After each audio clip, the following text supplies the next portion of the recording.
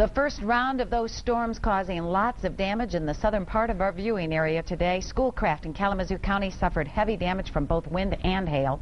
24-hour News 8's Leon Hendricks spent the day there. He joins us live now to show us what happened. Leon. Susie, good evening to you. If you ever wondered what happens when 75-mile-an-hour winds come in contact with an RV, this is what it looks like. We're at Cloverleaf RV here in Schoolcraft, just off of US 131. This was the worst damage we saw, but far from the only damage we saw.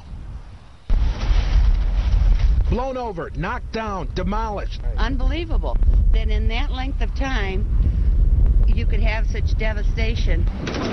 The first round of spring storms laid us smack down on Schoolcraft. Winds topped 70 miles an hour in the dark of the night. Sunrise now revealed the damage remains. One over there weighs 10,000 pounds. Cloverleaf RV seemed to have suffered the biggest blow from the blowing wind. Damage here in excess of $1 million, according to Kazoo County's emergency management team. Yeah, it's bigger than I thought it was.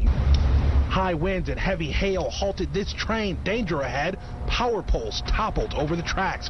This is where the window has been. A little further down the road, a home damaged, pelted by hail, while the family went to the basement and took cover inside. It's just shaking and there's a lot of noise. And take a look at this debris field. It's places like this that have people who live in this community wondering what was it that blew through here last night. Take a look at this. Big pieces of roof off that house blown all the way that way for about a half mile. The National Weather Service looking into what it was, but for now what it is unquestioned. A very big mess for anything that was in the path of this storm.